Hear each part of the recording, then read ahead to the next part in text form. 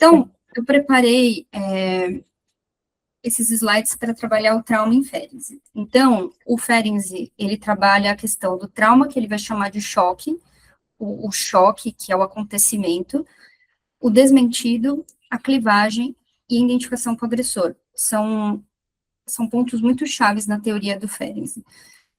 Então, eu pus aqui um pouco uma separação do que é o trauma no Freud, que se diferencia um pouco no trauma do Ferenczi. Então, para o Freud, primeiro, o trauma, ele é um quanto de excitação, né? Então, o trauma como excesso de estímulo que rompe o escudo protetor do aparelho psíquico. Então, é o excesso de pulsão, é o excesso de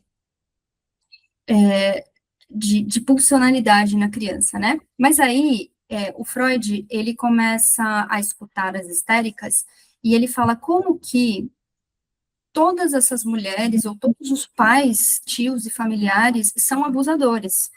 Então, aí ele escreve a famosa carta para o Fliess, falando, eu não confio mais nas minhas histéricas, quando ele começa a ver que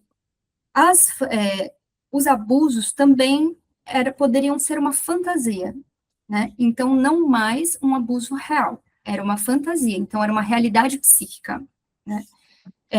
E aí depois o trauma vai ganhar um outro estatuto, que é o lugar o traumático só vira trauma no posterior, no a posteriori, ou seja, no depois. Então, a criança vive uma experiência com um adulto, que até então, naquele momento, é de prazer, porque ela não tem dimensão de abuso ainda, ela não tem dimensão do errado, porque ela não está ainda inscrita na moralidade, para ela aquilo foi uma experiência de prazer. Quando ela passa pelo complexo de Édipo, que aí se instaura o supereu, ou seja, entra a moralidade, as leis, e ela relembra disso, né? Pode ser uma menina, pode ser um menino, mas esse sujeito lembra que quando ele foi na infância, um adulto abusou dele, aquilo causa um impacto, causa um choque traumático. Opa, eu era uma criança, né? Abusaram sexualmente de mim. Então, aquilo se torna um estatuto de abuso. Até então, era uma experiência de prazer. E aí, entra também o recalque. Então, para o Freud, o recalque é a resposta privilegiada ao trauma, né? Então, aquilo vai para o inconsciente. Aquilo é recalcado. No Ferenczi, isso é um pouco diferente. No Ferenczi, ele começa a questionar, peraí, tem coisas que são reais sim, né? E isso vai causar um impacto muito grande quando o abuso é real. Então, o trauma tem uma dimensão concreta e interpessoal, não é apenas fantasia. Então, o Ferenczi, ele dá essa atenção ao trauma que acontece mesmo, né? Não é mais uma fantasia de sexual. Aí ele vai dizer, oi, Jéssica, tudo bem? Oi. Eu estou só passando aqui o conceito, hoje eu me propus trazer o conceito de trauma no Ferenczi, para falar um pouco do filme. Você assistiu o filme? Eu não consegui, porque meu neném tá doente. Não tem problema. A Elisângela também não. Então, a gente está falando de trauma no Ferenczi, tá? Vamos falar disso, diário clínico dele. Ai, que beleza. Então, vamos embora. Eu estou falando, passei para ela um pouco o que é a dimensão do trauma, o início do trauma para o Freud, e agora o que é para o Ferenczi, né? Então, para o Ferenczi, ele vê que não, existe uma dimensão real, concreta de um abuso, né? E ele vai percebendo isso conforme ele vai atendendo alguns pacientes que ele vê uma extrema obediência e passividade, né? Então, ele critica, o Ferenczi é um dos que vai, uma figura importante que vai criticar a posição do analista diante dos seus analisandos, né? Essa posição de médico, uma posição antiética, às vezes, muito insensível, que o analista pode ocupar sem perceber, né? E como que isso vai... Que não seria sujeito suposto saber, seria mesmo uma coisa... Isso, exatamente, porque o Ferenczi, quando ele está questionando isso, tudo bem que esse texto, que é o Confusão de Línguas, ele vai aparecer em 32, mas o Ferenczi, ele vem lá de trás junto com o Freud, né? Então, ele está vindo construindo essa clínica junto com a psicanálise, junto com o Freud, né? Junto com o Jung. Então, pensa que nessa época em Viena estava um monte de gente, o Freud em volta dele, um monte de outras pessoas tentando entender isso que é o inconsciente, né? Então tinha o Abraham, tinha o Fliess, então estava todo mundo ali pensando, atendendo e pensando o que é que está acontecendo aqui, cada um formulando uma sua teoria. Então, se você for ver o Karl Abraham, tem poucos escritos dele, mas são escritos muito alinhados com o Freud, e que o Freud né, ajudou muito o Freud a pensar, e vários outros também ajudaram o Freud a pensar. E o Ferenczi foi um que questionou muitas coisas, né? E ele questionou, sobretudo, esse lugar do analista. Inclusive, ele falou, antes um pouco do Lacan, num outro sentido, mas ele fala sobre a resistência do analista, né? Então, ele diz... Que seria toda do analista. Ele não diz exatamente a resistência é a resistência do analista, como o Lacan coloca, mas ele diz, o analista precisa rever suas resistências. Às vezes não é só sobre o analisando, mas é sobre sua própria história, né? Seria dizer que, primeiramente, é sobre ele. Exato. Ele critica esse lugar também onde o analista ele precisa estar bem analisado, ele precisa estar analisado. E não só a análise que antes existia, a análise didática. Né? Antes, para eles se tornarem psicanalistas, eles faziam uma análise didática, então tinha um tempo, né? Eu li sobre isso essa semana, acredita? E ele critica isso, ele fala, numa análise didática, não vai necessariamente formar um analista bem analisado, né? Não. E os analisantes percebem isso. Então, no texto dele, ele diz, os analisantes percebem o estado de espírito do seu analista. Eles veem quando não há sinceridade, quando é só que ele não chama de semblante, tá? Do semblante vem do Lacan, mas eu vou chamar de semblante, vai. Que é essa coisa do uma certa empatia, mas que não é tão sincera. Plástica, né? Uma empatia plástica. Exatamente, ele usa bastante esse termo, né? Plástica, exatamente. Então, o que ele está criticando é que podem existir na clínica um desmentido, porque quando a gente faz intervenções e interpretações, onde a gente vai fazer torção naquilo que o analisante está falando, pode acontecer um certo desmentido. Então, ele está tentando para tomar cuidado com isso, né? Então, ele vai dizer, para chegar ainda no desmentido, né? Então, ele percebe, existe um trauma real, e a gente tem que dar atenção a isso, né? Eu até separei uma frase que eu não coloquei, mas eu achei bem interessante. Deixa eu ver se eu pego aqui, peraí. Que ele vai, para mim, isso é uma crítica. Ele criticou muito o Freud. O fato de não aprofundar de maneira suficiente a origem exterior comporta um perigo. O de se recorrer a explicações apressadas, invocando a predisposição e a constituição. O que eu interpretei dessa frase, né? Que até então o Freud está nesse momento de que é uma fantasia, né? O abuso sexual poderia ser uma fantasia sexual. E aí ele diz que a gente tem que se atentar ao fato da origem exterior, ou seja, que nesse caso que a gente vai falar é quando um adulto abusa de uma criança, ou seja, tem um impacto exterior, tem alguém que faz algo com essa criança. Né? Então, precisa investigar e dar atenção a coisas que aconteceram no exterior. E não dar atenção a isso comporta um perigo, ou seja, explicações apressadas invocando a Constituição, ou seja, é porque é o complexo de Édipo, porque é a fantasia, porque... porque eu acho que o Freud tinha um pouco dessa petulância intelectual, nesse sentido de, né, é isso por causa disso e é isso. Pronto, é isso. O Freud aprendeu muito com o tempo, né? Ele foi o primeiro, então ele errou muito. Ele teve que cometer exatamente, isso. A gente vai levar hoje. Então, assim... Imagina, a gente hoje tem várias linhas, várias coisas que a gente lê, e já tem gente falando asneira, tu imagina Exato. Como é a frase? O Freud precisou andar para a gente poder correr? Exatamente. Então, ele precisou dar uns tropeços, ele precisou fazer tudo isso para que a gente possa não errar tanto. Exatamente, né? Dessas trupicadas. Mas o Ferenczi foi importante, porque ele convoca esse lugar, né? De pensamento, né? De questionamento, de análise mesmo. E o Lacan bebeu de um monte de fonte, né? Não só a Klein, mas eu acredito que ele bebeu do Ferenczi, porque estudando as obras dele eu vejo muitas coisas. Com certeza. Parece uma semente, né? Sim, não é o que o Lacan disse. A Klein, eu acho que ele chamava de açougueira e tal, mas bebia que era uma beleza, né, do sangue da açougueira. Exato. E aí, aqui, então, ele vai dizer isso foi algo real, duplo choque, o primeiro impacto, que é o acontecimento, depois o desmentido do adulto, que não reconhece a experiência da criança. Então, a gente vai passar um pouquinho por essas coisas. Aí, a clivagem, né, que é a resposta ao trauma precoce e não ao recalque. Clivagem, para o Ferenczi, é diferente do processo de recalque, que para o Freud, a resposta ao trauma é o recalque. O trauma da castração, por exemplo, né, e aí ele vai escrever depois esse texto, a linguagem de ternura e da paixão, né, confusão entre línguas, então a criança fala na língua da ternura e o adulto da paixão. E essa confusão é o núcleo traumático. Você falou da clivagem, que seria a castração semelhante à do Freud? Então, não, aqui, o recalque para o Freud, ele é uma operação é uma operação estruturante. Então, a criança vai passar pelo Édipo, vai passar pela castração, e isso vai gerar o recalque, a defesa pelo recalque, que vai gerar um neurótico, né? Se não fosse recalque, se fosse foraclusão, por exemplo, no Lacan, né, vai gerar a psicose.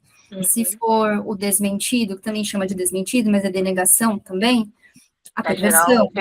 Então, isso são respostas ao complexo de Édipo que estruturam o sujeito. Isso é em Freud. A clivagem para o Ferenczi, ele é uma resposta a um trauma precoce, a um trauma que se deu antes de uma criança ter uma defesa psíquica. Então, antes, o recalque já é uma defesa. Então, quando a criança entra no recalque, né, e cinde no recalque, isso já é uma defesa.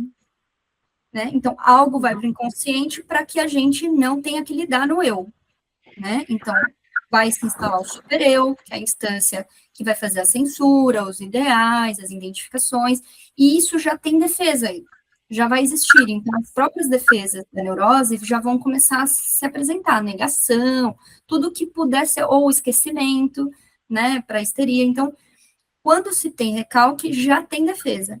O Ferenczi, o que ele vai questionar é quando uma criança não tem ainda, ela ainda não passou, então às vezes é um trauma. Para poder evoluir para uma outra fase, né? Seria esse limbo aí, nesse meio tempo? Seria esse meio tempo onde ela está ainda entendendo o mundo, processando, mas ela ainda não tem recursos para grandes impactos.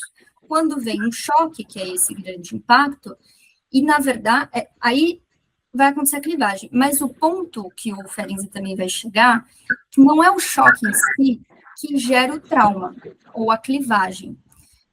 O que vai gerar, na verdade, é o desmentido.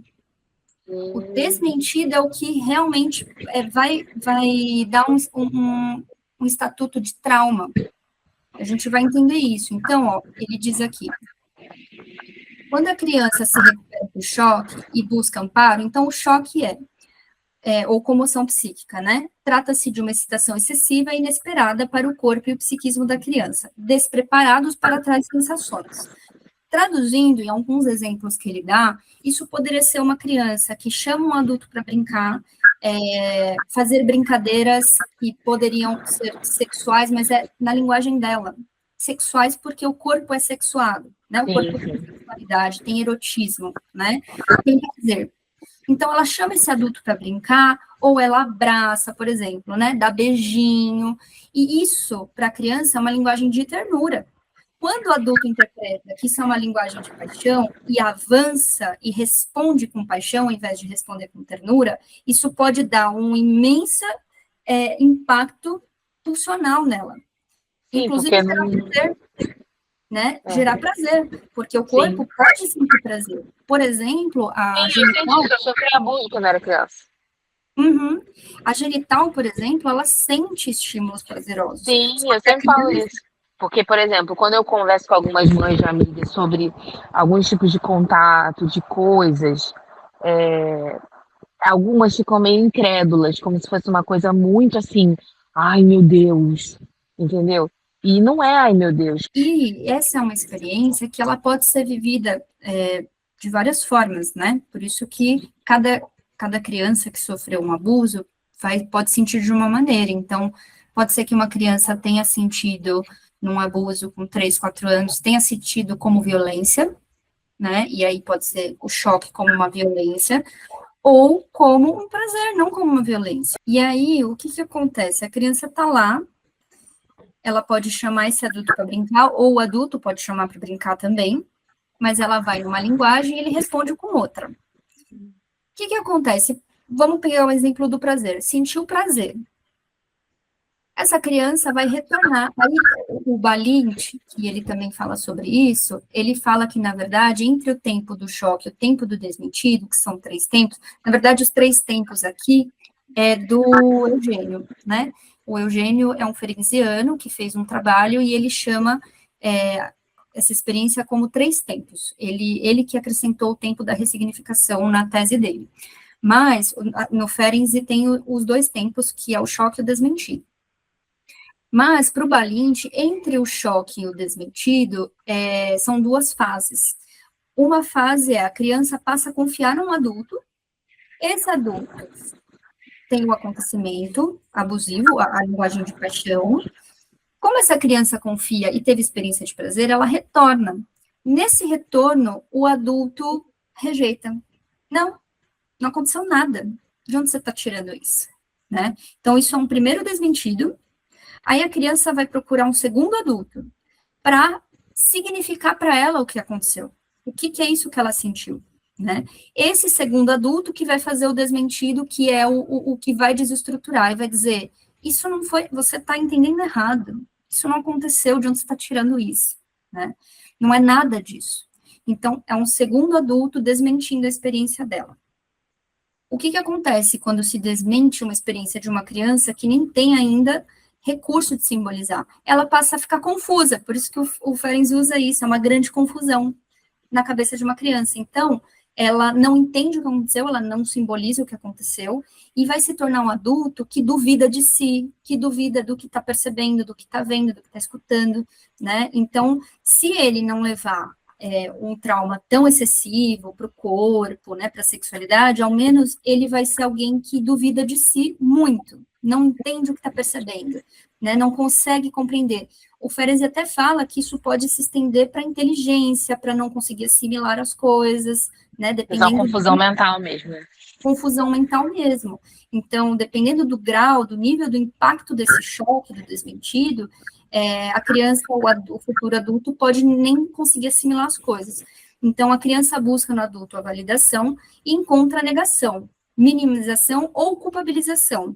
Porque também, quando ela retorna para esse adulto que recusa, também tem uma culpa. Por quê? O que eu fiz? Que eu não sou mais desejada, né? Esse adulto não quer mais brincar comigo.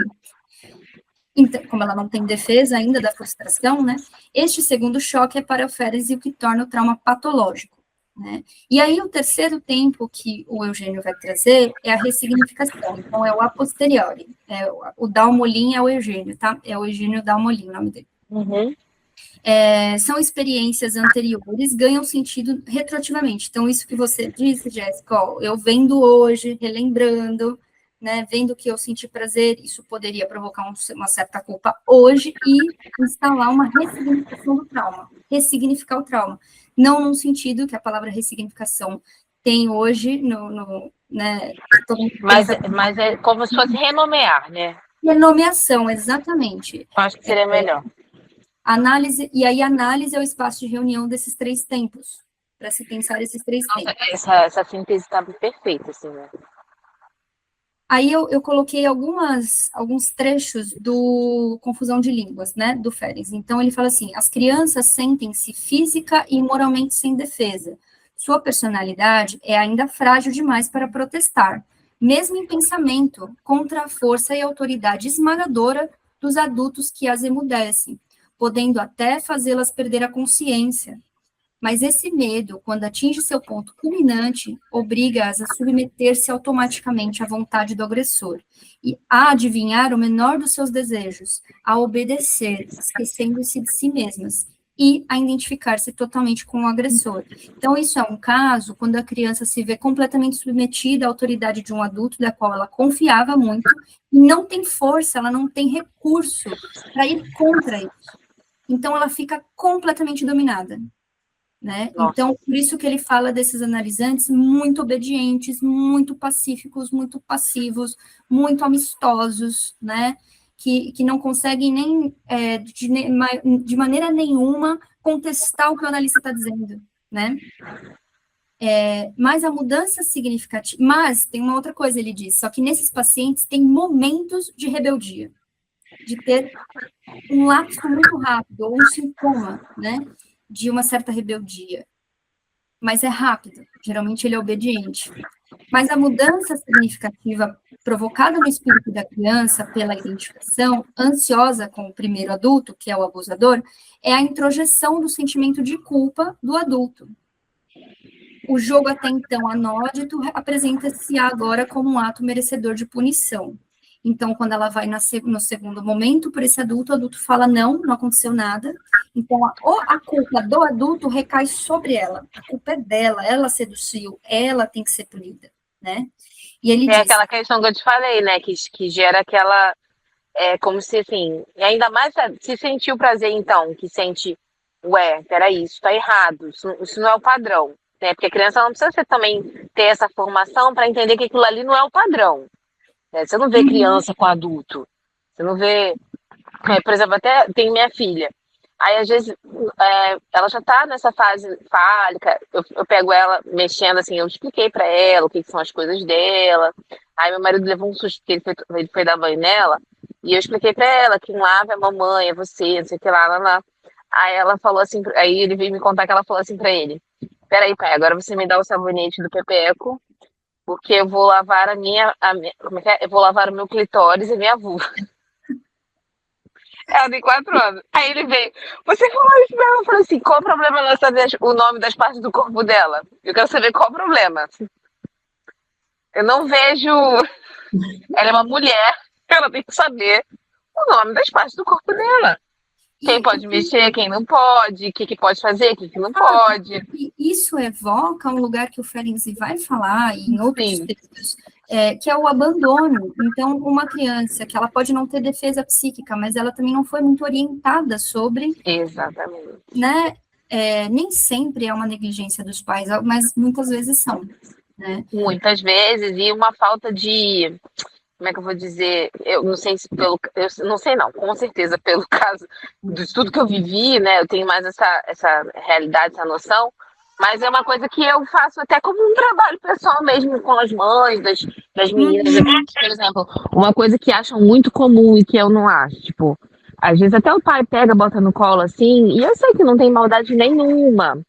Mas eu falo, olha, ela já tá sentindo, ela já tá entendendo, ela pode encostar na sua parte íntima e sentir alguma coisa. Então, assim, o cuidado de você não manipular, mesmo que sem maldade, a criança de determinadas formas, que de alguma forma vá agredi-la nesse lugar. Que eu acho que falta essa consciência nas pessoas. Sim, mas também, por exemplo, em alguns exemplos de pôr no colo, a criança menininha, por exemplo, sempre, né? O ponto é quando a resposta desse adulto tem uma paixão, tem o erótico adulto. Sim, né? mas mesmo que seja uma coisa de mão única, sei lá, às vezes eu acho que situações que precisam ser evitadas. Até porque existe uma questão que, sei lá, às vezes a pessoa pode ter um instinto que nem ela própria sabe, né? Tipo, não sei, é uma coisa minha, não sei se é coisa dos meus traumas, né, das minhas questões. Mas orientar a criança, né, ela poder conhecer um pouquinho que... Sim. Mas acontece também que, por que não é sempre uma questão só de negligência dos pais ou de uma mãe? Porque o abuso vem de alguém conhecido, né? Vem de alguém que se confia. Próximo. Então, se o próprio, vamos supor que seja o pai o abusador, se o próprio pai é o abusador, ele não vai ensinar, né? A mãe talvez não tenha nem noção disso, ou se ela sabe e ela tem noção, escolheu esse cara, ela não vai, né, ensinar. Ou se foi alguém próximo, um tio, um primo, que é muito comum, né? Ou pode ser também professores, né? Se a criança recupera de tal agressão, ficará sentindo, no entanto, uma enorme confusão. Então, assim, a criança passa pelo choque, passa e sobrevive, vai em termos assim, ela sobreviveu à agressão, mas ela vai sair com a sequela de uma grande confusão, que é o desmentido. Então, peraí, vou passar aqui. Desmentido. O desmentido é quando o segundo adulto, né, teve o primeiro que abusou, quando ela vai consultar um segundo adulto, não valida a experiência da criança, ou a simboliza para que ela entenda o que aconteceu com ela. Se instaura o trama patogênico, pois não há devido reconhecimento, portanto, ali o que se desmente não é o evento, mas o sujeito. Gondar diz isso no livro Política da Psicanálise, alguma coisa assim, depois eu até vejo lá na referência. Mas é muito... Gondar, ela tem... É um texto muito bom esse dela, porque ela diz que no desmentido não é só o acontecimento, não foi isso que aconteceu, né, que se desmente. É o sujeito, porque é a percepção dele, é o que ele estava sentindo ali. Quando ele diz, eu senti isso, é isso aqui, o que significa? Funcionou. A mãe está dizendo, ou esse adulto está dizendo, não é. Então, tudo que ele percebe no mundo é desmentido, portanto, ele não confia nas suas próprias percepções, né? É tenso. Exato. E aí, você vai ver isso na análise, muitos os analisantes falando de coisas de eu não tenho certeza, será que foi isso? Não, mas eu acho que não, eu estou errado. E ele está certo, ele tá conseguindo ver as coisas, mas ele não acredita, ele não entende o que está ali, né? Então, a gente, se for se a sensação fosse diferente do que é falado, né? Aí ele diz, tem-se mesmo a impressão de que esses choques graves são superados, sem amnésia nem sequelas neuróticas, mas se a mãe estiver presente, com toda a sua compreensão, sua ternura, o que é mais raro, uma total sinceridade. Então, assim, se uma criança sofre um abuso, seja sentindo prazer ou violência, né, e ela diz para essa mãe, que é esse segundo adulto, o que aconteceu, e a mãe explica para ela, a mãe dá simbolização para ela, escuta essa percepção dela, né, com sinceridade, não necessariamente vai se instalar um trauma, né, porque algo foi simbolizado para ela, mesmo que ela tenha passado por algo no corpo, algo que possa ser ou prazeroso ou desprazeroso, a partir do momento que ele é simbolizado, isso não precisa fixar, ele fixa quando isso não é escutado, né. Que é como se não gerasse um significante para o que aconteceu. Exato. É excluído, é como se fosse o significante excluído, né? Aí ele vai dizer que vai acontecer o quê, nesse caso? A clivagem, né? Então, o sujeito, a única forma dele sobreviver a esse acontecimento, já que ele tem muita culpa, ele está submetido a uma autoridade, ninguém explicou isso para ele, ou ninguém validou o que ele sente, ele é obrigado a se clivar, né? Vai ter a identificação com o agressor, que eu coloquei em seguida, mas vai fazer sentido, porque a clivagem, ela vai vir muito por conta da identificação com o agressor, né?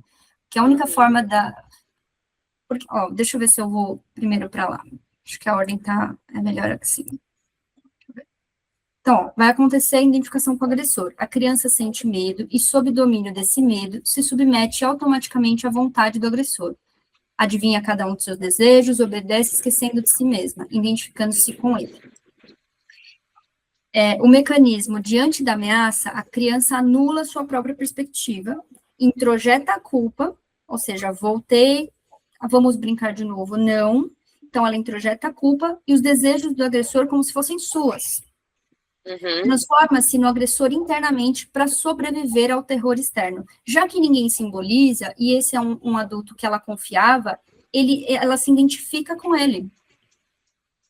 O papel do medo, o medo não o prazer, é o motor do mecanismo. Então, aqui é quando se tem o medo, né? A criança não consente, ela se submete para sobreviver. Afinal, são todos maiores do que ela, são todos adultos, né? Então, se ela não aceitar e se submeter, ela não sobrevive. Ela não tem mecanismo para se proteger, né? Então, ela tem que se submeter. O agressor se torna parte do ego da criança, daí a dificuldade de narrar. Por isso que ela tem que clivar, porque esse agressor faz parte dela agora. Como que ela vai ser um agressor? Então, o ego se cliva entre uma parte, a parte obediente, e a parte agressora, que é a parte morta. Às vezes, nem sempre, mas a gente vai chegar lá.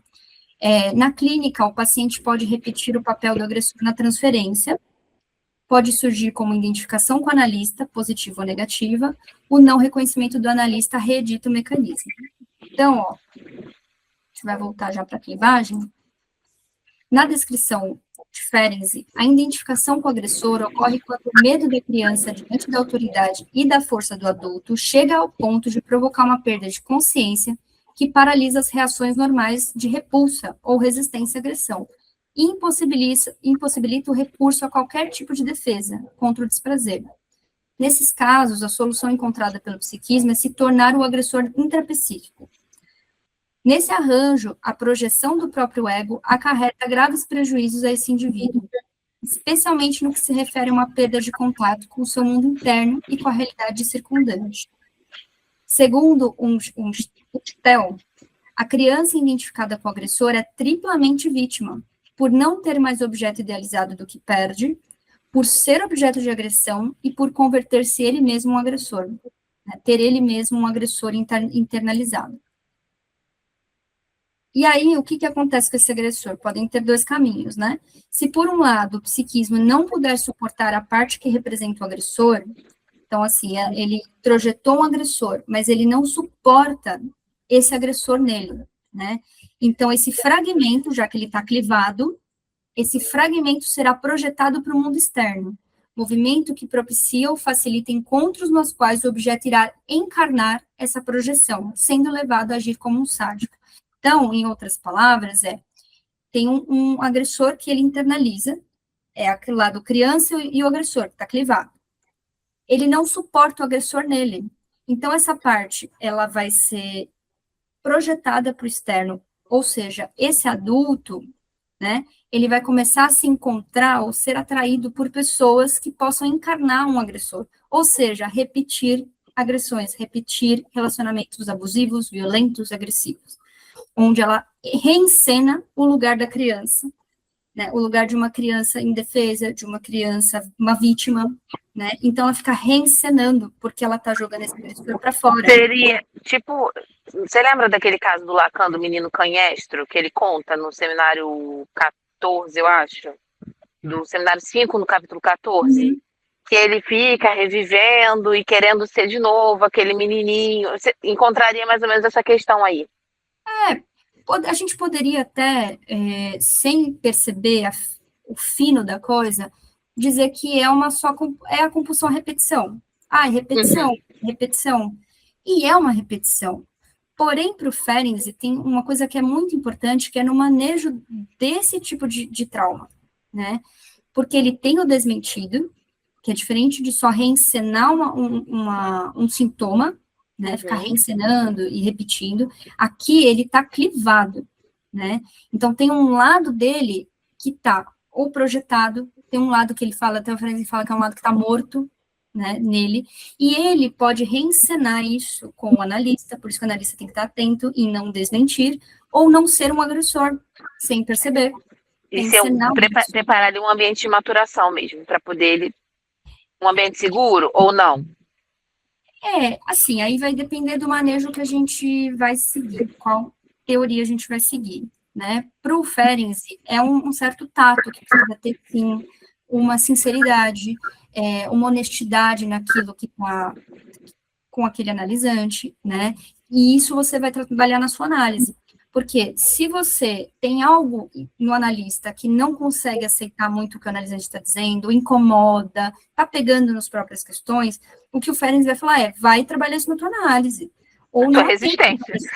Ou não atende, porque você não vai poder ser honesto. Isso vai tirar de você a honestidade que esses pacientes precisam para não ser desmentida.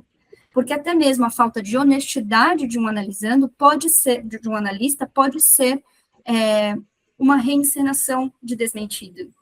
Meu Deus, é muito complexo isso, né? É uma coisa fina, igual você falou, é uma linha assim, ó. Exato. Porque você pode perceber, como analisando, que o seu analista não está sendo sincero.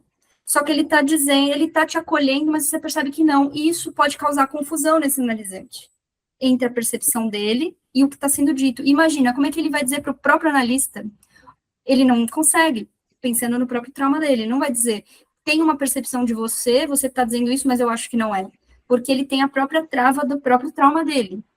Então, essa é a finesse aqui que eu acho que do Ferenczi que é legal, embora eu gosto de seguir a linha lacaniana, eu gosto muito desses pontos do Ferenczi, né?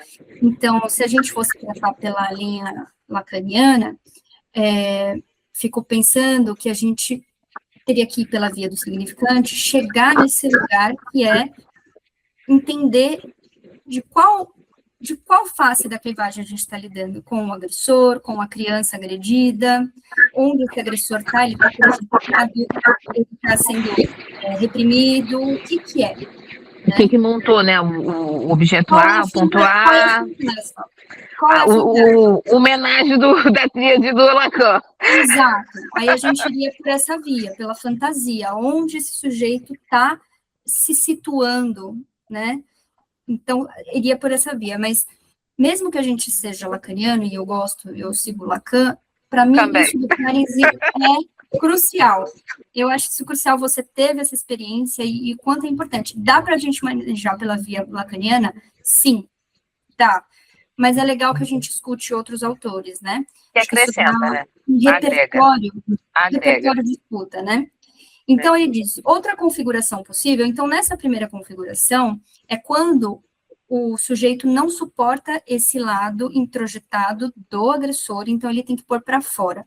Ou seja, em outros termos, é uma pessoa que vai sempre ficar em relacionamentos abusivos, encontrando com homens abusivos, mais velhos, violentos, e vai ficar repetindo. Por quê? Porque ela está projetando esse abusador fora. Ela vai, se tiver uma parede de homem para escolher, o inconsciente dela vai apontar para aquele que encarna o violento, né? E aí, sem análise, a gente vai dizer que é destino, é dedo podre, né? Mas isso tem a ver com a repetição do próprio signo, é um monte de coisa, a mesma realidade. Exato. Aí ele diz, outra configuração possível da identificação com o agressor se dá quando a parte violentada e frágil é considerada insuportável, e então é projetado para o exterior. O resultado é que esse indivíduo tentará destruir o que projetou no mundo externo, agindo ele próprio como abusador, mimetizando o comportamento daquele que o agrediu, geralmente com alguém que considera semelhante a si mesmo, quando era submetido à agressão. Então, aqui é o inverso. Quando esse sujeito não suporta o lado agredido dele, então ele vai ficar com o lado do agressor para ele e jogar para fora o agredido, a agredida, a criança agredida. Isso é importante também, porque é a criança, né? Não é um outro adulto agredido, é uma criança, ou seja, alguém que é assimétrico, é vulnerável, é menor, é mais fraco diante. A criança ela é mais fraca diante de um adulto, né? E aí ele mesmo se torna abusador, então ele passa a abusar. Né? E aí a gente tem casos de homens, adultos ou mulheres que abusam de adolescentes, de crianças, de pedofilia, enfim, isso pode se tornar uma outra estrutura patológica. Aqui ele não fala de estrutura, né? Então a gente não está nesse campo lacaniano. Talvez pudesse, cada experiência pudesse se estruturar de uma maneira de acordo com como o sujeito vai lidar com o desmentido, mas para a gente se ater mais ao Ferenczi, que são intersecções mais complexas, aqui o que ele está dizendo é, quando o sujeito não suporta o lado agredido, ele vai ficar com o lado do agressor e vai projetar o agredido, ou seja, ele passa a ser um agressor e agredir outras pessoas, outras crianças, e ser um abusador, né? Você falou do pedófilo e tal, deixa eu te atrapalhar de novo. Você acredita, na sua concepção, no tratamento, alguma coisa, de algum tipo de reversão dessa perversão do pedófilo? Ou eu sou muito a favor de castração química, porque eu acho que tem coisas quimicamente cerebrais que... A linha lacaniana que eu sigo não tem uma reversão. Uma vez eu também acho. É a estrutura. E é onde o sujeito goza. Então, se ele não está disposto a gozar de outra forma, vamos dizer que a fantasia de gozo dele, a fantasia de prazer e satisfação é numa criança, um adulto numa criança, certo? Pedofilia. Sim. Talvez ele pudesse, vamos dizer, sublimar ou deslocar isso para vídeos, para fantasias na cabeça dele, né, ou se masturbar, ou coisas assim, com a imagem da criança, mas não cometer o ato, a violência. Seria um caminho de reorganizar o gozo. Não é uma coisa ainda, né, coisa, mas já Mas ajudaria. se se trata de um perverso, ele quer fazer isso? Vai ser difícil, porque a questão do perverso é causar angústia no outro. O prazer dele não é o ato em si, não é o sexo em si, não é a fantasia em si.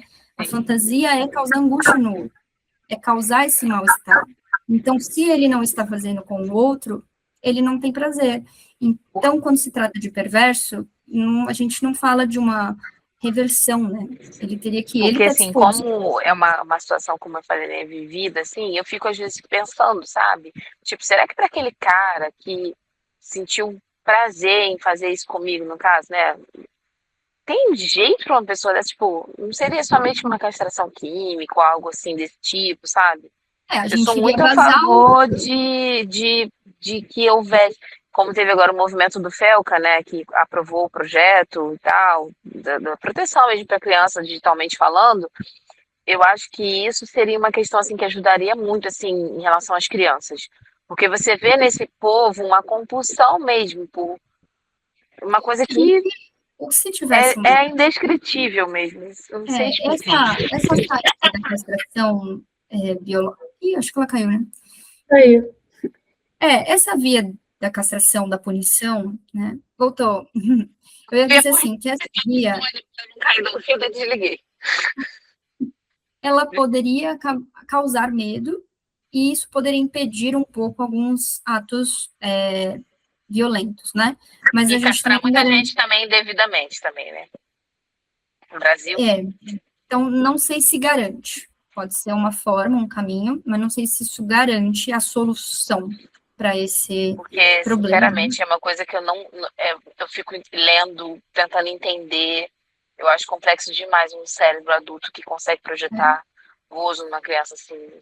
Mas, se a gente estiver falando aqui estritamente do trauma no Ferenczi e não necessariamente de uma perversão, da estrutura perversa e tal, mas alguém que repete, poderia ser um neurótico que está identificado com o agressor e ele acaba agredindo, pode até não ser tão violento, chegar a ser violência, mas podem ser violências psicológicas, relacionamentos tóxicos, que a gente vê muito, é comum, né? Talvez pensando pela lógica do Ferenczi, em análise, se ele puder tratar o lado agressor e o agredido dele, poderia ser uma saída, né? Uma reversão. E no outro caso, a mesma coisa, trabalhar com o paciente, aquele que projeta o agressor fora, e fica com o lado da criança agredida, né, fica com essa parte, tem que trabalhar essas duas partes. Eu digo isso que eu fico imaginando um analista, não sei se você já passou por isso, mas um analista, né, a pessoa senta na sua frente e fala, né, tipo, eu tenho tesão por ver coisas de criança. Eu acho que, eu nem sei se fosse comigo, não sei, aí ia ser a resistência, né? Porque eu acho que eu ia travar, eu não sei o que eu ia fazer. Você vai A ter que saber resistência é cantar. os limites, né, os limites da sua escuta e da sua Nossa. ética. O que você Tem uma série, não sei se vocês já viram, chama Psy. E tem um episódio que é assim, ele atende um pedófilo, só que ele não chegou a fazer, né? Mas ele sente atração pela própria filha dele, que tem, acho que 6 anos. Meu Deus, aonde tá? No Netflix? Não, eu assisti naqueles... Porque é uma série antiga do Caligari. É muito boa. E aí, manda o link depois lá no grupo, por favor. Eu vou ver se eu... porque você vai achar naqueles aplicativos, sabe, Pobre Fix, aquelas coisas. Sim, mas manda lá do aplicativo Pobre Fix.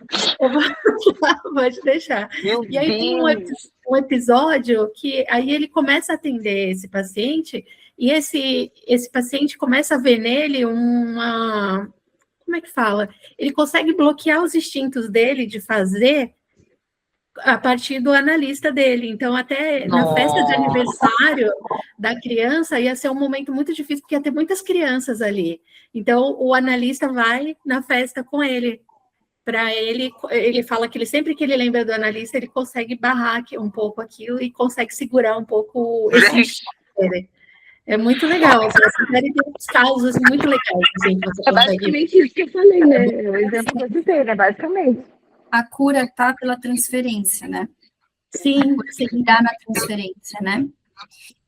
E aí, por ter essa identificação com o agressor, que é uma forma de... que é o que acontece na hora desse choque, ele vai acontecer a clivagem. Agora a gente vai para a parte da clivagem. O que é a clivagem? Né? Quando o trauma é muito precoce, ou seja, não tem defesa ainda, porque se a criança tivesse defesa, ela iria levantar as defesas que ela tem. Poderia ser o esquecimento, a negação, enfim, o que a gente chama de mecanismos de defesa, que a gente já conhece. Ele ainda não tem. Então, a defesa que o eu despreparado tem é de se separar. Ele cliva. O psiquismo não tem recurso para recalcar, então ele cinge. Então, a clivagem é uma operação radical de sobrevivência, partes da experiência são apartadas da consciência. Diferente do recalque freudiano, a clivagem não gera sintoma, gera fragmentação do ego, né? Então, o recalque, ele vai, na primeira tópica, vai se dividir entre consciente, pré-consciente, inconsciente. Depois vai ter o ego, o supereu e o id, né? Então, o recalque vai incidir nesse sentido, né? Elementos vão para o inconsciente, aí vai ter o supereu sensor, que vai fazer a censura, né? E isso é estruturante do psiquismo. Na clivagem do Ferenczi, porque também vai ter clivagem na Melanie Klein, mas no Ferenczi, a clivagem é do eu, e essa parte, ela vai ficar, como é que ele diz aqui, né? Partes do psiquismo que morrem para que outras possam viver. E afirma que as partes que sobrevivem amadurecem antes da hora, rápido demais. Então, a gente vai falar disso. É frequente em pacientes com traumas relacionais precoces, antes do desenvolvimento da linguagem, né? Então, podem ser com bebês ou até um pouquinho mais velho, mas antes da entrada na linguagem, que é o processo edipiano da castração. Então, eu coloquei aqui uma representação esquemática, né? Tem o eu antes do trauma, acontece o trauma, tem uma parte consciente e uma parte clivada. E aí ele tem um texto que ele chama do bebê sábio, amadurecimento precoce da criança abusada, usa a mente como defesa contra o corpo que sofre. Então, o que acontece muitas vezes com essa criança? Bom, nesse momento da teorização freudiana e posteriormente em 38, a clivagem egóica foi relacionada à rejeição de um fragmento da realidade, que poderia ocorrer quando essa fragmentação se contrapõe à satisfação pulsional, ou quando a excessiva ameaça o ego em sua integridade. Então, a clivagem para o Freud poderia se aproximar mais da clivagem da psicose, uma cisão da realidade. O resultado da clivagem egóica consiste sempre na formação de duas atitudes opostas, que convivem lado a lado sem entrar em conflito. Para Ferenczi, a clivagem psíquica é consequência de um traumatismo, está diretamente relacionada com a tentativa de encobrir a percepção traumática e com manifestações de desorientação psíquica. A clivagem ferenciana também é o mecanismo responsável por instaurar um estado de passividade psíquica, observado nos processos analíticos como um tipo de transferência marcada pelo amor e submissão excessiva, o qual é aparentemente favorável ao tratamento, mas resulta paradoxalmente na intensificação da angústia. Então, sim, esses pacientes vão chegar muito amistosos, muito passivos, muito receptivos, mas ele percebe que isso não é por uma não resistência, né? Na verdade, isso pode até ser uma forma de resistência, porque é uma posição submissa da qual esse sujeito pôde sobreviver. Então, ele diz que isso pode até ajudar no tratamento, mas, no fim, ele vê que intensifica a angústia, porque vai para o corpo, é aquilo que não está simbolizado, né? Se for para Lacan, isso vai se tornar o gozo no corpo, da qual o sujeito não consegue lidar, não tem palavra ainda, né? Então, ele diz, a par do amor apaixonado e das punições passionais, existe, aqui ele vai falar, esse trecho aqui, quando acontece essa clivagem, muitas vezes essa criança, ela é forçada a amadurecer rápido demais. É aquele tipo de criança, ou até adolescente, que a gente fala, nossa, como você é maduro para a sua idade, né? Nossa, como você é para frente. E isso não é, de fato, um amadurecimento. Isso é uma posição submissa, obediente e de defesa para sobreviver. Então, muitas vezes, essa criança que parece muito madura vai se tornar um adulto que não viveu a infância, que não viveu a adolescência e vai precisar passar por isso. Eu começo a chorar aqui agora. A gente não passa por uma fase pulando por outra, né? A gente não pula etapa. Então, esse adulto, uma hora ele vai se deparar que ele não amadureceu. Na verdade, ele está infantil ainda, porque ele está identificado com essa criança agredida, né? É que ele vira uma criança adulta e um adulto criança. É isso que acontece muito com esse sujeito. Ele diz assim, pensa-se nos frutos que ficam maduros e saborosos depressa demais, quando o bico de um pássaro os fere, e na maturidade apressada de um fruto bichado. Então, ele fala que quando um pássaro bica um fruto e ela se rompe, ela se abre, a fruta, ela tem que amadurecer, porque ela foi rompida, né? Então, a fruta amadurece rápido. Isso que acontece com esse sujeito. Ele foi bicado muito cedo, antes da hora. Só que aí que tá também, esse fruto ele amadurece rápido demais e apodrece também, muito rápido, né? Nossa. Então, ele fala assim, a par do amor apaixonado e das punições passionais, existe um terceiro meio de se prender uma criança. É o terrorismo do sofrimento. As crianças são obrigadas a resolver toda espécie de conflitos familiares e carregam sobre seus frágeis ombros o fardo de todos os outros membros da família. Uma mãe que se queixa continuamente de seus padecimentos pode transformar seu filho pequeno num auxiliar para cuidar dela, ou seja, fazer dele um verdadeiro substituto materno, sem levar em conta os interesses próprios da criança, aquela criança que é a única madura da casa, né?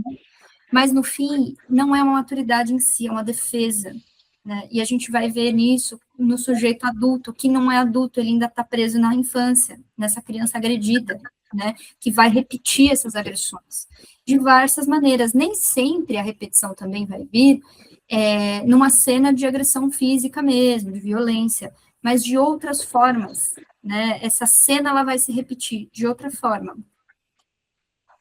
Aí aqui ele vai falar da identificação com o agressor, e aí o manejo na clínica. Então, com esse analisante que você vê muito obediente, né, você vai investigar esse lugar da infância, às vezes a memória, mas a gente vai ver pela cena da repetição, onde ele está sempre situado. Ele está sempre situado diante de um outro que é muito maior, está sempre vulnerável, né, diante de autoridade, não pode nunca contestar uma autoridade. Então, isso são alguns elementos que a gente pode identificar. Ele não consegue validar suas próprias experiências, né? Ele não consegue dizer das suas próprias experiências, né? Então, o analista, ele não pode repetir o desmentido.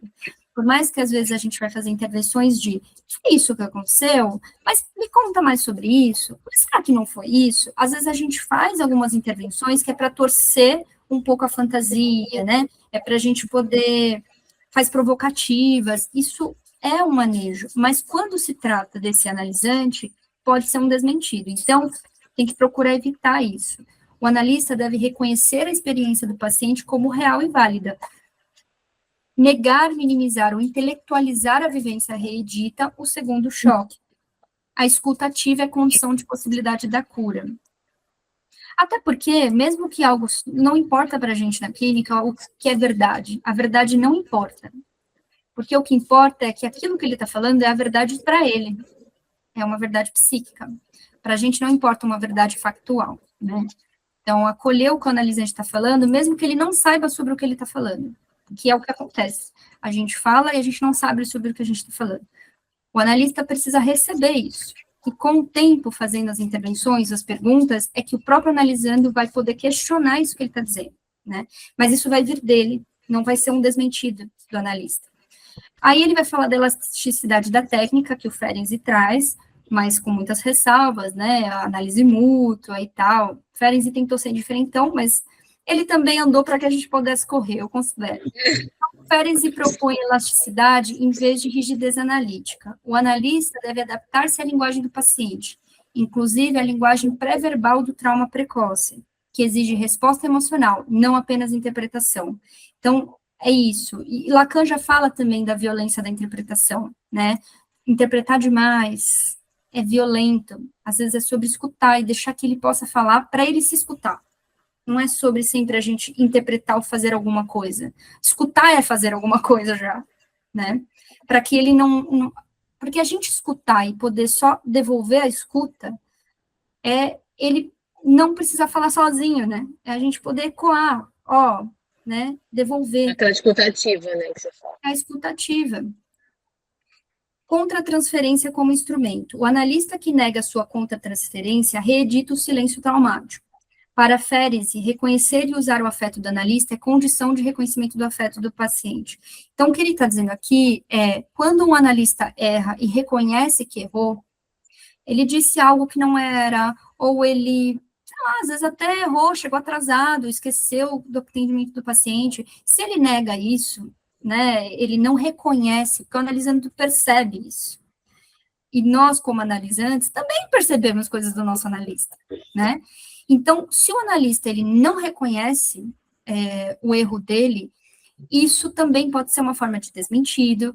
E quando ele pode reconhecer e dizer, errei aqui, né? Puxa, errei aqui, vamos rever isso. Isso pode ser tão bem recebido por esse analisante, porque é um adulto, vamos pensar que ele está na posição de criança agredida. É um adulto que pode reconhecer seu erro, portanto, reconhecer o que esse sujeito está dizendo, reconhecer a percepção dele, né? Então, isso pode ser um movimento de cura muito importante, e para isso a gente tem que se atentar à contra-transferência na gente. Precisa fazer análise, a gente precisa saber reconhecer nossos erros, né? Isso que o Ferese aponta. Por exemplo, eu vou usar até os exemplos lacanianos. Muitas vezes, o analista lacaniano pode fazer um corte, certo? Eles trabalham com corte. Às vezes, esse corte pode se dar de uma forma tão brutal, e o analisando chegar e falar, puxa, doeu isso. Se o analista lacaniano não se atenta a esse lugar sensível da clínica, ele poderia dizer, mas isso é angústia sua, você vai ter que lidar com isso. Mas é a tua resistência. Isso pode ser um desmentido. Não reconhece o que ele sentiu e não reconhece o próprio erro. Ou seja, ele pode ser um agressor ao fazer isso. Agora, se o analista diz, puxa, eu fiz esse corte pensando nisso, mas talvez tenha sido muito precoce, tenha sido cedo, talvez não tenha sido a hora, talvez não foi um manejo bom, né? Vamos rever? Né? Me desculpe por isso. Rico isso, né? É transformador para esse caso desse analisante, né? Desse caso dessa criança, né? Desse sujeito, vamos dizer assim. Pode dar efeitos de cura.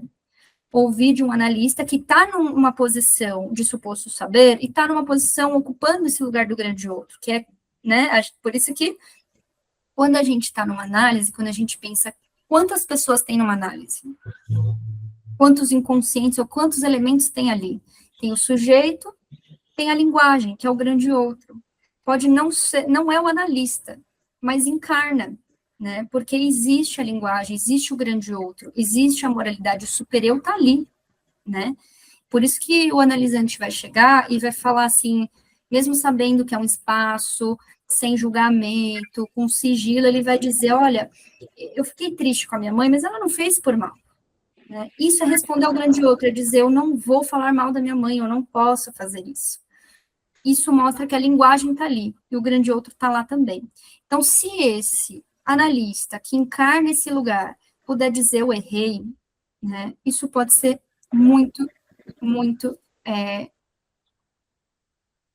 curativo, né, pode ter um efeito na subjetividade desse sujeito, né, pode deslocá-lo de uma posição, pode ter um efeito de ato, se a gente pensar no Lacan, na teoria lacaniana, do ato analítico, né, o ato é aquilo que, uma vez feito, não volta. O sujeito muda de posição, né? É quase que depois que você vê, você não desvê. Isso te mostra. Então, algo que... Eu faço uma palavra lançada que nem uma flecha.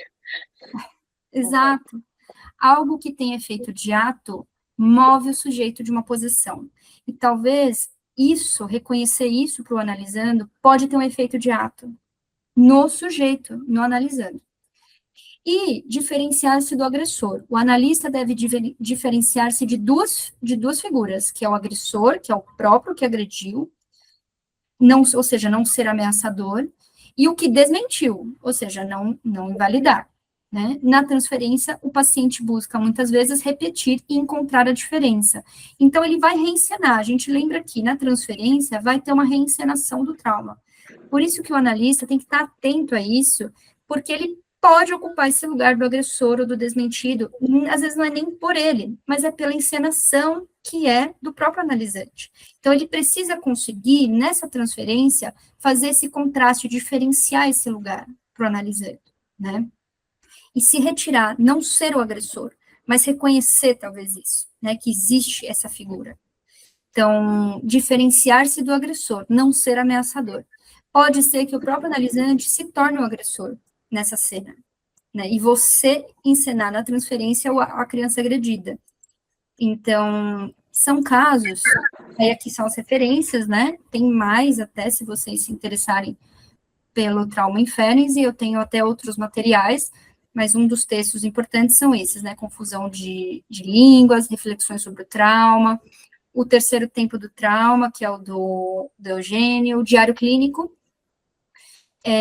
e tem também outros textos muito bons, vale muito a pena ler, que é A Criança Mal Acolhida e Sua Pulsão de Morte, é um texto muito bom dele, e um outro que é muito bom, Análise de Crianças com Adultos, tem muitos textos bem interessantes, mas esses são os principais, né? Então, olha como é diferente, né, essa perspectiva do Ferenczi, da questão da clivagem. Então, muitas vezes esse analisante vai aparecer como, eu sou muito 880, né? Às vezes, pode ser um caso onde lidar com a autoridade, estar numa posição de autoridade, pode ser a cena que faz com que esse analisando se identifique com o agressor, ele não consegue, então ele não consegue ocupar um lugar de autoridade, portanto, pode ter dificuldade ao ter filhos, por exemplo, que é um lugar que tem que ocupar autoridade, né? Pode ter dificuldade na relação com crianças. Então, tudo isso são elementos que vai depender de cada experiência, né? Que a gente vai pegar na escuta. Às vezes vai ter a cena mesmo, como a Jéssica até trouxe, né? Ó, eu me lembro que isso aconteceu, mas pode ser que a cena esteja tão excluída da cadeia, né, da representação, que às vezes a gente não vai ter a cena, mas a gente vai ter elementos, porque isso vai se repetir. Por exemplo, o analisante pode trazer que tudo que ele diz, dizem que não é isso, ou a minha mãe nunca aceita o que eu digo, sempre diz que não é isso, né, nunca está do meu lado. Então, algum elemento do desmentido vai apresentar, né, da clivagem. Então, acho que esses são pontos que a gente pode se nortear, né, se essa pessoa consegue elaborar as próprias experiências, dizer por ela mesma, né, então a gente vai pelo campo do imaginário, pensando no Lacan, né, essa pessoa muitas vezes vai pedir, pode ser que esse sujeito precise muito de como se fosse um analista apoio das experiências dele. Olha, isso aconteceu, faz sentido? Mas, a pessoa disse isso, o que será que ela quis dizer? Né? Como se não conseguisse compreender nada, né, das experiências dela, né? Isso é o efeito do desmentido. Então, nem sempre é o sexual que causa o trauma. Não é necessariamente o sexual.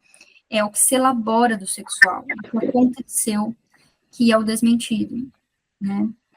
Ou a gente pode pegar pela fantasia esse sujeito que se mostra uma criança agredida, ou sempre diz, todo mundo me agride, né? Eu estou sempre sendo vulnerável, né? Então, a gente vai pegar pela fala e situar onde está na fantasia, né? O importante que eu acho que o Ferenczi aponta muito bem, é não desmentir, tomar cuidado para não entrar no lugar do ameaçador, do agressor, né?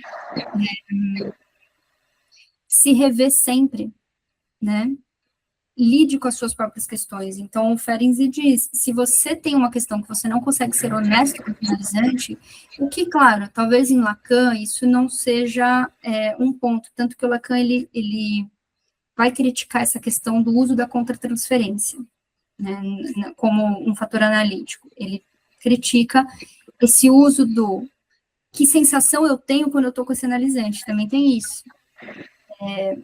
a Klein, talvez, as linhas kleinianas talvez usem mais a contratransferência como um manejo, né? Ou seja, nem tudo que a gente sente ao escutar um analisando tem a ver com a gente. Às vezes o que a gente sente tem a ver com a história do analisante, o que ele evoca na gente, porque nós somos objeto ali, né? A gente está numa posição objetal, quem é sujeito é o outro, quem é o analisando. Então, a gente está ali recebendo toda essa transferência, e o corpo sente. Às vezes, a gente está ali na análise e fala, nossa, do nada senti uma raiva, e aí o analisante fala, eu tô com raiva, né? E a gente sente antes, às vezes. Né? Alguns autores, se eu não me engano, é o Nasio. Eu tenho lido muito o Nasio. O Nasio, ele fala que ele tem também essas percepções. Eu também tenho muitas percepções, assim, na clínica, de, nossa, do nada me ocorreu alguma coisa, e aí o analisante fala. Porque tá ali, né? A gente está sentindo. Mas será que também seria por causa dessa questão empática que cria da contratransferência? Porque eu, na vida, independente de qualquer coisa, se a minha amiga criar ranço de alguém, eu já tô com... Mas ali você tem uma relação com a sua amiga, né? Então. Sim, que é diferente, mas assim, em relação à contratransferência do analista, será que pega um pouco essa questão porque tem que ter algum tipo de afeto ali nessa contratransferência, né? Seja negativo, positivo. Tem. Esse exemplo que eu estou dando é mais num sentido de o analisante não disse isso, mas eu estou sentindo algo parecido com isso. E, de repente, o analisante diz, se confirma, né? Ou, às vezes, até a gente pode dizer assim, de repente, o analisante está falando tranquilamente, de repente você se sente um sentimento de raiva. Você fala, mas de onde isso está vindo? Porque eu não tenho raiva dele. Né? Aí você se investiga rapidamente, se tem a ver com você. A gente sabe quando é algo nosso, porque isso pega num afeto nosso, incomoda. Quando é um sentimento que não é nosso, muitas vezes ele não incomoda, mas ele chega e você fica, ué, por que eu tô pensando isso, né? E aí, ou você guarda e deixa ver o que rola nessa associação livre, você deixa aqui guardadinho, opa, senti isso, deixa aqui, reserva, né? Sabe quando a gente está cozinhando, que a gente põe, a gente coloca tudo na mesa, né? A cebola, o alho e reserva, agora espera. É o maison. Esqueci como é que dá o nome. Então, a gente reserva. Ou você pode comunicar, olha, me ocorreu aqui raiva. Você está sentindo uma coisa assim? Porque me parece na tua fala, né? Também pode comunicá-lo, né? Dependendo de como é a sua transferência com ele. Dependendo de como é o analisando, né? Como é o caso dele. Você pode comunicar. Ou você pode reservar, deixa aqui. De repente eu levo para supervisão. Ou para análise, se for algo que... É que quando é nosso, incomoda mesmo, né? Incomoda, é por dentro. Quando não é nosso, talvez é algo que só apareça e você não sabe de onde está vindo. Você não sabe, porque não é seu, por isso você não sabe. É do analisando. Ele está comunicando por outra via. Quando a gente está escutando, a gente escuta por duas vias. A gente escuta o que ele está dizendo, o que ele não sabe que diz, e a gente está... Por isso que a escuta é flutuante. Porque a gente também está dizendo que a gente está escutando o que ele não diz.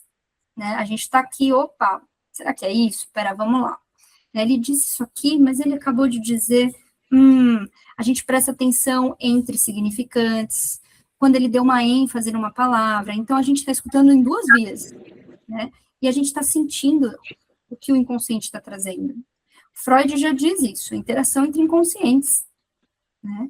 Então, cabe ver qual é a forma de manejo ou de teoria que você segue, como é que você lida com a contratransferência. Eu interpreto, né? Se algo me ocorre, estou aqui, e de repente me ocorre alguma coisa que a pessoa não disse, mas eu não sei de onde veio, só surgiu. Eu reservo, deixo aqui e espero ela falar mais. Geralmente ela diz isso que acontece, né? Ou eu guardo e falo, vamos ver se em outro momento aparece, né? Se não aparecer, claro, tem supervisão para isso, tem análise para isso, né? Mas eu interpreto. Eu não só falo, não vou pensar nisso, eu não vou sentir isso. Deixa aqui. Faz a pescaria mesmo, bota lá na zona, fica esperando o peixe vir. Porque se apresentou para mim, apareceu no meu inconsciente, chegou para mim, é porque tem algo que quer aparecer, quer ser dito. Então, deixa ali, né? Então fala. Então, vamos lá. Aqui. Então, isso seria o uso da contratransferência e, no Ferenczi, o que ele está dizendo é se rever, porque se tem algo em você que não consegue ser honesto e sincero, porque te afeta, ou você trata na sua análise, ou você encaminha, porque para esse analisante pode ser brutal essa falta de honestidade, né? O Ferenczi tem um manejo muito sensível, né? Por isso que eles falam que é uma linha que tem tato, sensibilidade e criatividade, né? Porque tem um filme que eu vi essa semana na Netflix de trauma, que eu acho que ia casar muito com essa aula, que é Uma Menina de Muita Sorte. Chama Menina de Muita Sorte? É, Uma Menina de Muita Sorte, acho que é isso. E ele fala o filme é todo sobre um trauma. Todo. Ele fala sobre uma menina que sofreu abuso na escola, e aí, depois de adulta, um dos abusadores. Acordou, gente. Um dos abusadores dela fica muito famoso, usando o trauma dela como uma mentira. Não posso falar, tem que ver um jeito que eu vou falar, que eu não vou dar spoiler para vocês verem e ficarem. Mas é basicamente isso. E o filme todo se desenrola no sentido de ela confusa se vai encarar aquele trauma e tentar ver se vai vencer mesmo aquilo na vida pessoal dela, ou se ela vai deixar para lá. Essa história mal contada que um dos abusadores que ficou tá contando, sabe? Se ela vai deixar ser desmentida. Meio que isso. É basicamente isso. Eu acho que vai ser muito de encontro, porque eu acho que é uma aula muito rica que você preparou, assim, com certeza com muito carinho, e vai muito de encontro com esse filme. Se você vê-lo depois, eu acho que você vai concordar comigo e vai agregar muito no próximo encontro. Acho que vai agregar muito. Vou assistir, porque o filme ajuda a gente, né? Ajuda muito, muito, muito, muito. Aliás, eu ia dar um outro exemplo de desmentido, que aqui ele está falando do abuso real concreto, né? Sim, mas, sim. E esse foi um abuso real concreto também. Mas a gente pode ter efeitos de desmentido em outras situações, por exemplo, que não necessariamente vai dar um choque traumático ou uma clivagem, mas vai dar um efeito de desmentido. Vamos supor uma criança, isso acontece, a criança pega o celular do pai ou da mãe, né, são espertas, sabem mexer, e pega uma traição. Ou vê uma traição, né, do pai traindo a mãe, ou a mãe traindo o pai, né, viu. Aquilo que vê não se desvê. Aí vai contar, olha, vi, olha, né, isso aqui, e o adulto diz, não é isso, você viu errado, né? É um efeito de desmentido, né? A criança, dependendo da idade que ela tá, porque isso também é importante, o que o Ferenczi está trazendo da clivagem é quando o trauma é precoce, sem defesas. A criança pode ter já defesas e pode não gerar uma clivagem, mas pode gerar uma confusão de elaboração quando ela é desmentida de algo que ela viu, ela está tentando entender, né? Ou ela vai contar para alguém e não acreditam nela, ou desmentem. Né? Geralmente esses pais, talvez para esconder. Eu estou dando um exemplo, mas isso pode acontecer. Crianças olham o celular, pegam as coisas. Muitas vezes as pessoas veem criança como alguém que não vai lembrar ou entender as coisas. E aí fazem. Então, o próprio Ferenczi diz que traumas, para ele, tem a ver com traumas constitutivos. Pensar em traumas constitutivos. O desmame, muitas vezes cedo demais ou errático, causa trauma. Imposição apressada da higiene, que é a fase anal do Freud, né, quando uma mãe exige rapidamente que saia das fraldas, faça o cocô no banheiro, e isso foi muito rápido, também gera trauma. Visão da cena primária, ou seja, ver os pais transando, tendo relação sexual, também gera trauma. Descoberta da sexualidade, masturbação aos 4 anos, dependendo da repreensiva que dá, pode ser traumático. A entrada no complexo de Édipo, que tem o complexo de castração, tem a castração, é traumático. Aí ele diz abuso, abandono, e ainda mais, acidentes, violência, estados contínuos de tensão, ou seja, brigas excessivas, tudo isso gera traumas constitutivos, né? A questão que vai dar na clivagem é quando não tem defesa. Tudo isso pode gerar uma certa clivagem, um trauma muito forte, luto, morte, antes da criança poder simbolizar, né? Então, eu acho que é isso. Acho que eu preparei para a gente falar um pouco dessa questão do trauma precoce e dos efeitos de desmentido, porque isso é, inclusive, bem contemporâneo, né? O desmentido. Não, é porque foi muito bom, assim, essa questão do desmentido lembrou muito essa questão que está acontecendo hoje do feminicídio, né? das mulheres falarem as coisas, não, mas é assim mesmo? Que roupa que você tava? E sabe, sempre as pessoas... Nossa, que exemplo perfeito. É um excelente exemplo. É muito, isso. Muito real, assim, muito Ou seja, atual, né? a vítima vira culpada. Porque isso Sim. acontece no identificação com o agressor. A criança se sente a culpada de ter se seduzido, né? Exatamente. Que Desmentido no feminicídio, nos abusos com mulheres, mas foi isso mesmo? Tem certeza? Tem provas? E também vou dizer, quando o abuso é com um homem, quando é o contrário, ninguém questiona, né? Não. Se a mulher abusou de um homem, todo mundo cai matando.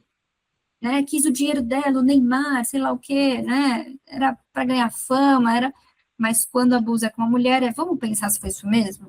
Tem certeza? Até aquele caso que passou no Fantástico, daquele porteiro que abusou da velhinha, ninguém deu crédito. Que roubou o dinheiro lá da senhorinha, ele era motorista dela. Não sei se vocês lembram que passou no Fantástico. Que é da... Sabe aquela... A família dela, o marido antigo, era dono da fábrica daquele baralho. Famosíssimo, eles são trilhardários. E aí, deixa eu falar. Ai, vou lembrar. Mas foi um caso que apareceu no Fantástico do motorista dela, que ludibriou ela e pegou o dinheiro dela todo, não sei o que, nananana, deu um mau golpe nela. Tipo assim. Mas se tivesse sido uma motorista mulher, ou sei lá, uma coisa mulher assim, nossa, ia dar aquela ênfase, aquela coisa toda, né? Porque mulher, aproveitadora, não sei o que lá. Eu não sei se vocês viram também, que tá passando muito Só de falar da Sadinha, gente. Tá passando muito nos rios do Instagram. Me mandaram esses dias. É assim, a cena passa assim no Rio. Um casal assistindo um filme. Aí o pensamento do cara fica assim: será que ela tá comigo por interesse? Será que ela tá de olho nas minhas coisas? Não sei se vocês viram esse rio, eu vou mandar pra vocês. Será que ela tá de olho nas minhas coisas? Aí, quando mostra a cena do local, eles não estão vendo uma televisão. É um celular. O lugar é todo quebrado, o cara não tem nada. Entendeu? É muito engraçado, gente. O cara não tem nada, a casa é toda quebrada. Ele, será que ela tá de olho na casa da minha avó? Que não deixou pra mim. A autoestima do macho. Entendeu? A autoestima do homem devia vender em potinhos, né? Porque, gente, sério. Bom, obrigada por vocês estarem aqui. Imagina. Linda, obrigada. Obrigada a você. A gente dá um jeito. Foi tudo ótimo. Foi maravilhoso. Tempo muito rico. Eu não conhecia. Vamos marcar a próxima data, então, do próximo encontro. Eu pensei para o próximo a gente trazer uma coisa mais leve. Tem filmes que têm sido um pouco pesado. Eu pensei em trazer o Toy Story da Pixar para falar sobre o complexo fraterno, ou seja, na relação de irmãos na clínica e como isso aparece, né? Então, vou marcar a data para a gente... É um desenho que, no geral, a gente conhece, é gostosinho de assistir, e mostra muito a relação de irmãos, e isso aparece muito na clínica também, né? A rivalidade dos irmãos, e o complexo fraterno é pouco estudado, então é bom a gente... Legal. falar disso, né? Essa questão pode trazer um trauma também, né? O irmão mais velho, quando nasce o irmão mais novo? Sim, é um dos traumas, sim. O Lacan tem uma teoria sobre isso, né? Tem. Eu vou trazer pelo Freud, pela Klein e pelo Lacan. Vou fazer uma distinção. Nossa, vai ser muito bom!